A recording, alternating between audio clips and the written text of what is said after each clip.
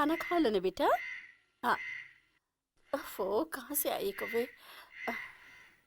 खाना खाओगे ना तो जल्दी बड़े हो जाओगे। ओहो, खा लो, खा, खाओ ना। आ आ आ आ ओ, कहाँ से उम, शिट, शिट, हट, हट, खा ले। ए, कहाँ चली गई थी?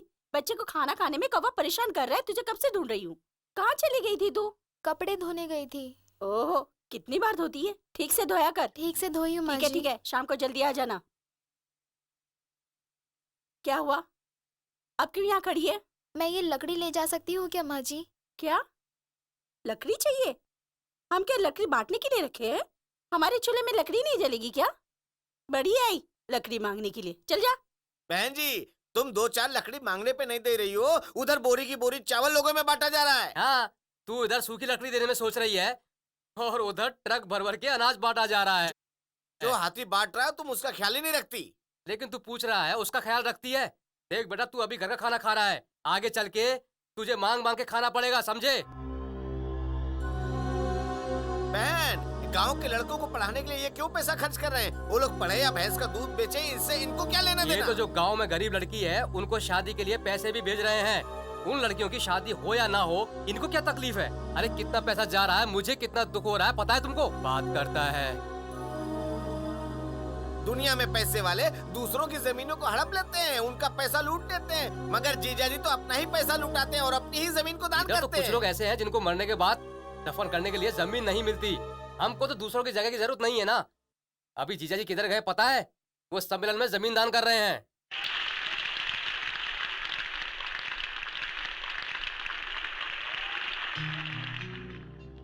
जीजा जी उन लोगों को 100 एकड़ जमीन दे रहे हैं, मालूम है तुमको? अपने नारियल वाले खेत के आगे का पूरा जमीन दे रहे हैं। बहन जी को क्या पता है? इधर पेपर पर जगह बताओ। ये जगह है। फिर ये क्या है? यहाँ डेन के बगल में 500 लोगों को रहने के लिए जगह दे रखा है। ए बहन, वो लोग अनाथ हैं, उनको क्यों रहने को जगह दी है? उनको एक टाइम का खाना खिला के वापस भेज देना चाहिए। इतनी बड़ी जगह दे दी। अभी जो बाढ़ आया था ना, उसमें इन लोगों का घर डूब गया तो जीजा जी ने राइस मिल में रहने को जगह दे दिया। जब ऊपर वाला किसी को बेघर कर रहा है तो इनको क्या जरूरत है किसी को घर देने की? देखो बहन, अभी तेरे बेटे की उम्र 4 साल है, अभी तक इतनी जमीन बट गई पता है तुमको? जब ये 24 साल का होगा तो तुम लोग को खड़े होने के लिए भी जमीन नहीं मिलेगी, सब जमीन दान में चली जाएगी। फिर हम सभी लोग अनाथ आश्रम में जा जाकर जगह मांगेंगे। बहन जी, अब क्या सोच रही हो? बहन जी, ज्यादा सोचो मत, जल्दी फैसला कर लो। फैसला करूंगी। आज ही करो।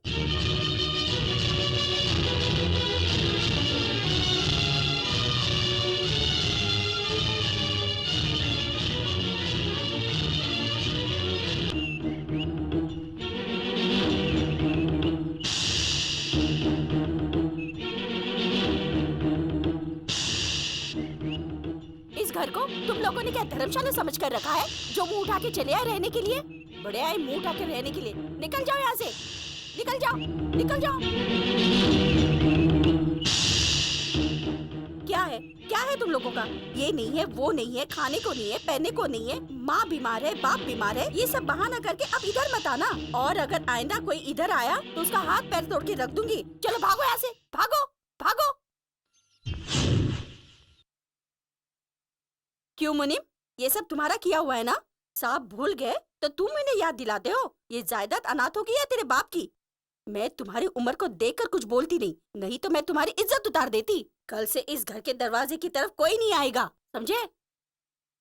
तुम भी नहीं आओगे, समझे?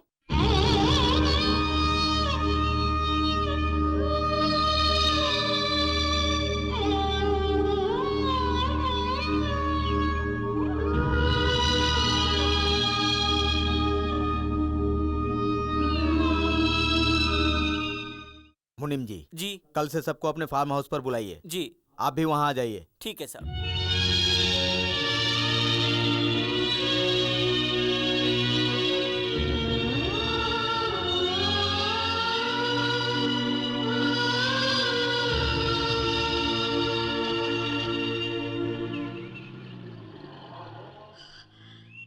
देखा देखा, कितनी हिम्मत है इस आदमी में। मैं जो कुछ कर रही थी उसके बारे में एक लफ्ज भी नहीं पूछा। जाने दो उसको, जाने दो। छी। आहा, बाप रे बाप, अभी लग रहा है हम आजाद हो गए। चिल्लाओ मत, नहीं तो अंग्रेज आके ऐसी फिर से बात गुलाम है। कर देंगे। आप कान में क्या बड़बड़ा रहे हो? हम लोग पढ़ाई लिखाई के हिसाब से बात करेंगे ना।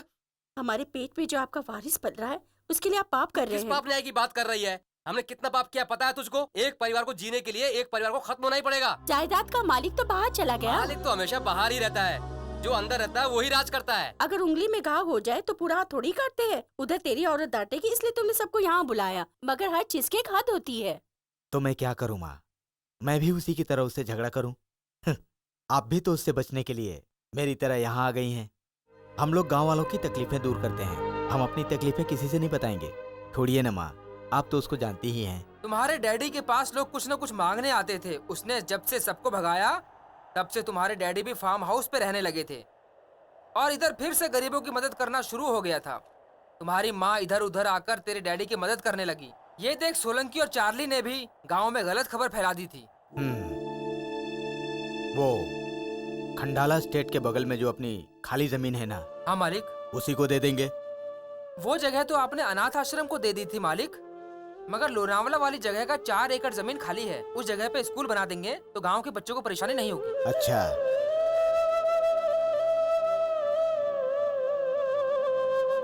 चलते हैं साहब। चलते हैं साहब। धन्यवाद।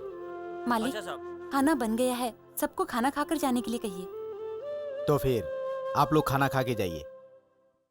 क्या है तुम लोगों का? ये नहीं है, वो नहीं है, खाने को नहीं है, पहनने को नहीं है, माँ बीमार है, बाप बीमार है, ये सब बहाना करके अब इधर मत आना। और अगर आइंदा कोई इधर आया तो उसका हाथ पैर तोड़ के रख दूंगी। चलो भागो यहाँ से। सीमा जितनी भी रहम वाली है, आरती उतनी ही बेरहम है। आजा तोता, बाहर आजा। इनके लिए अच्छा कार्ड निकालो, महारानी की चिट्ठी निकालो। नहीं, महालक्ष्मी की। अरे आपका नाम क्या है? आरती। आरती के नाम से अच्छा वाला भाग्य कार्ड निकालो। आजा, बाहर आजा, आजा। अरे क्यों अंदर से बाहर नहीं आ रहा? ए, मेरी बात सुन। 1 मिनट के अंदर तू अपने तोते को लेकर नहीं भागा तो इसका और तेरा कुर्मा बना दूंगा। कैसा आदमी है यार। आहा, कितनी भी खूबसूरत औरत हो, साथ में एक रखेल तो चाहिए। ये बात चल रही है तुम्हारे पति के साथ। तुम तोते से किस्मत आजमा रही हो, उधर तुम्हारा पति नौकरानी से किस्मत आजमा रहा है। अब तुमको समझ में आ रहा है या नहीं आ रहा? मुझे क्यों घूर रही हो? वो इधर रहेगा तो ज्यादा हाथ से चली जाएगी, इसलिए उसको इधर से भगा। हाँ, मैंने उन हाँ। दोनों को साथ में देखा है। वो दोनों हाँ। पति पत्नी की तरह रहने लगे हैं।